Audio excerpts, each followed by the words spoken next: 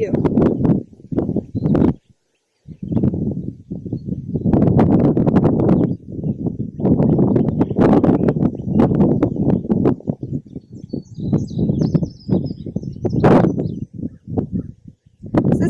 Don, we met at Rethinking Everything, an event that I love to go to, and he's got some drawings of what this building is going to look like, and he's going to take us on a tour. Okay.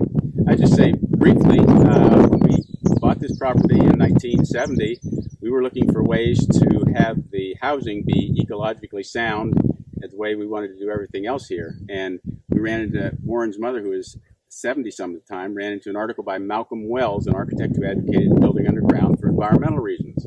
Constant earth temperature, green face to the sky, many other features, which I won't mention right now.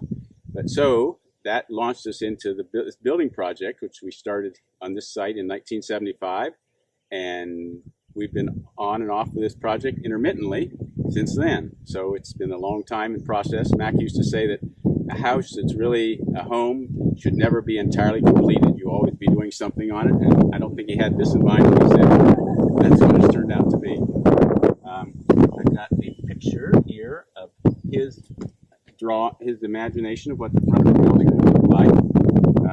Showing a long building with solar wings for shop and woodworking and car shop and greenhouses and the main entrance. It's 2 floors. It's got a clear story to let light in the building.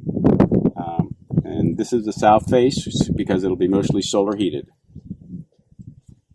The north face, by contrast, has just a very small window for ventilation and some view, but the earth comes up over the top. There's even earth on the rear entrance there, a little canopy covered, and biointensive, French biointensive gardens there on the north, solar panels, and we also have wind energy.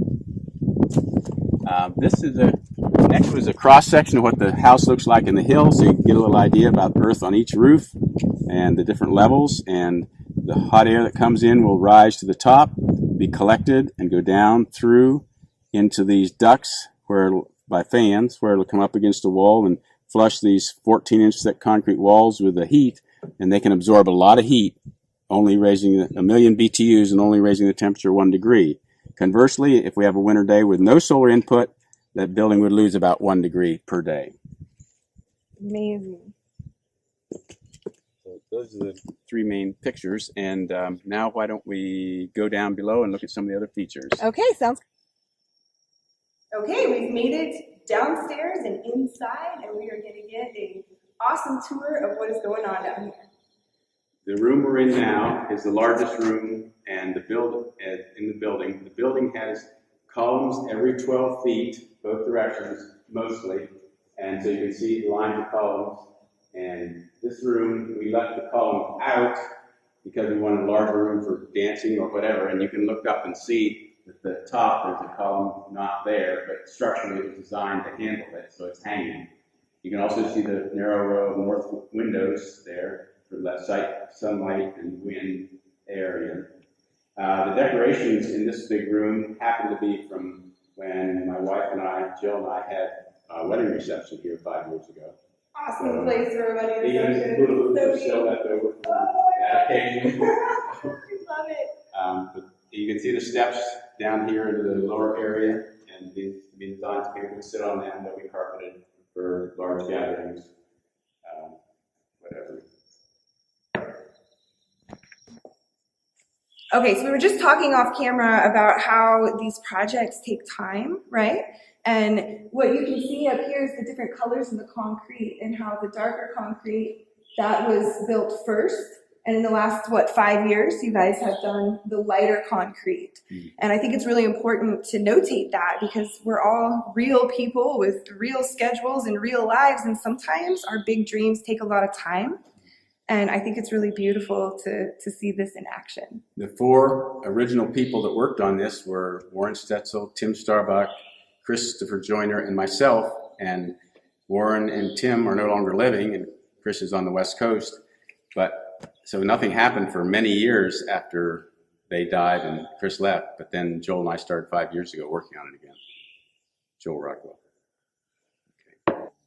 Okay, so we were looking at the pictures earlier, and Dawn showed us how there's going to be ducts and tunnels that are moving the air through the house. And we are standing right in front of what will be, this brings the heat down, correct? Right, there'll be a concrete tube from the first floor up to the second floor, and from there on up there'll be a 2-foot diameter plexiglass tube that goes clear up to the clear story to collect the heat, which will be drawn to the fan under the floor here, down and distributed around the building, and come up against the walls, flush them with the heat.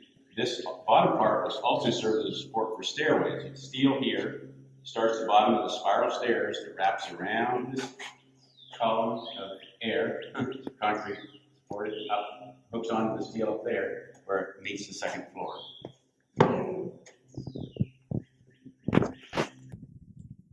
Okay, so we are inside one of the most complete rooms in this building. This is going to be their woodworking shop. You can see it's fully enclosed. They've got electricity already run.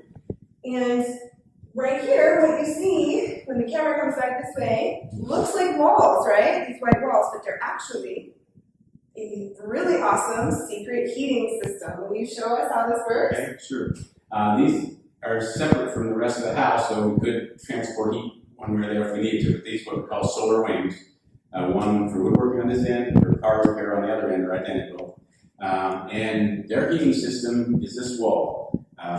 It actually opens up, and inside the wall, the wall is made of 3.5 inches of fiberglass and 4 inches of styrofoam, and it's got this metal pan painted dark so that when the sunlight comes through the glass and hits this, it warms it, rises on both sides of the metal, comes in an opening at the top. You can see on that window there, the opening at the top, goes across the room, the other side cools, comes down, and flows back in the openings on the bottom. These down here. And then it's reheated, heats up again. And this system doesn't require any electricity, any fans. As long as the air is warmer in the wall than it is in the room, it starts functioning. And I've seen it even function on a snowy day in the winter. Wow. Work. Now, there's something about the way you have the glass turned here, right? Because Yeah. I'm from Texas, so for me, we want to keep the heat out. But we're here in northern Ohio. And we want to keep the heat in. So on this tempered single pane glass, we put low E on the inside instead of the outside. So when the sunlight heat tries to bounce out, it bounces it back into the wall. So we get the benefit of that heat. And this wall would actually, at nighttime when it's cold in there, would actually cool the room off as much as it would heat it during the daytime, except for the papers at the bottom, the tracing papers. They fall against the hardware cloth and prevent the column of cold air from returning into the room. Amazing. So these doors, heavy though they are, just 2 hinges, and they're supported when they're closed by a little shim, which supports this side of the door so they won't sag with time. Beautiful. Now, you guys have this set up so that wood can be brought to these garage doors here and unloaded and brought in. So let's go check out the outside loading dock area.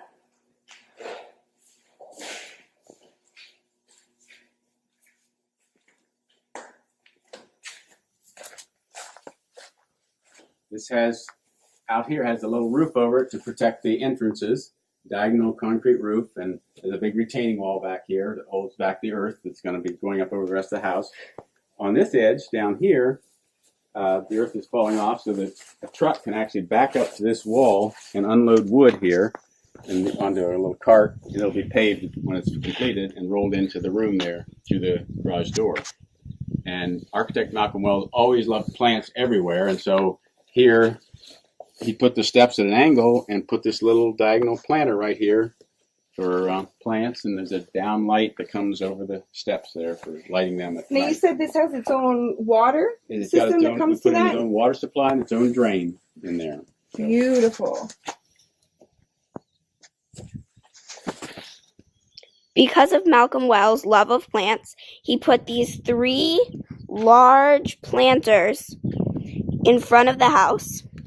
These are currently voluntary plants, wildflowers completely, and these are empty right now, but will later be filled with plants of all sorts. Okay, so we could literally spend another hour going through this amazing space and talking about all of the interesting ways that this place is heated and cooled and how it functions, but we're running short on time. So we want to show you where they are on the project right now. If you look down here, what they are doing is they are excavating soil that is kind of caved in and water, and they're pulling it all out, and then they're going to be waterproofing the side. You can see Dawn down there, just for some perspective on how deep this is and how far it goes down underground. Okay, so here we are. We're on the second level of this amazing eco home that is being built, and Dawn's going to explain it to us real quickly on how this is going to work. This is the second floor. The opening between in front of the columns here will be completely glass, 6 feet tall glass from end to end, wrapping around the corners, so you get a little bit of east and west as well as south. And it's the concrete shelf there is at table height from the inside. This, where we're standing, will be covered with earth, and they'll have a nice view out here. So it's view deep. It's going to be amazing. Okay, well, thank you so much for giving us a tour of this building. I am so inspired. I was saying when the camera was off earlier, I need to start dreaming bigger. You know, this is incredible, and you're normal people, just like me, just like all of you watching, and you guys can create dreams like this too. So if you could, let people know, how do they follow you online, and are other people able to come visit?